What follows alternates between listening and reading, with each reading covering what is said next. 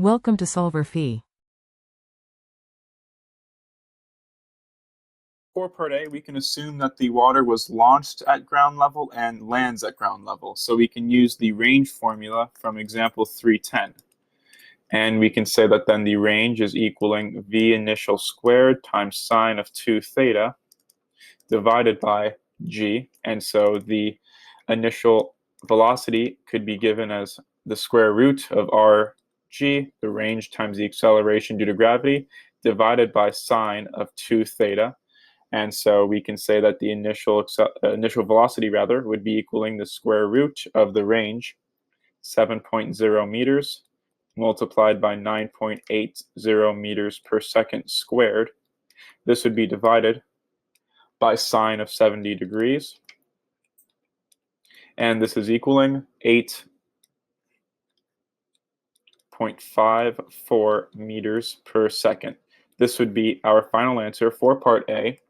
We know that then for part B, we know that the we can find the volumetric flow rate, where the volume rate of flow is the area of the flow times the speed of the flow. We are going to multiply this by 4 for the 4 heads. And so we can say Q, the volumetric flow rate, would be equaling the cross-sectional area times the speed of the flow. And this would be equaling to 4 times pi r squared times v. And so this would be equal to 4 pi multiplied by 1.5 times 10 to the negative third meters, quantity squared multiplied by 8.544 meters per second. And so the volumetric flow rate Q would be equaling to 2.416 times 10 to the negative fourth meters cubed per second.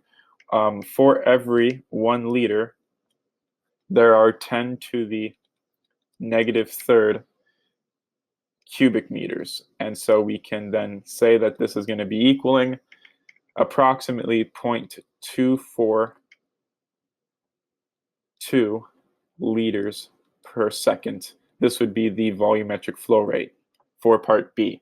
And then for part C, we can use the equation of continuity at a constant density.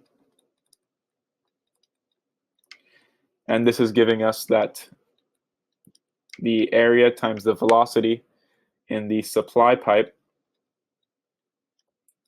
would be equaling the area times the velocity times in the heads. And so we can then say that the velocity through the supply pipe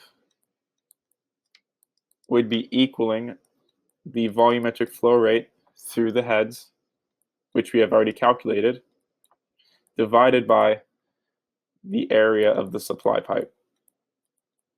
And so this would be equaling 2.416 times 10 to the negative fourth meters cubed per second divided by pi times 0.95 times 10 to the negative second meters quantity squared. This is giving us 0.85 meters per second, the speed through the supply pipe. This would be our final answer for part C.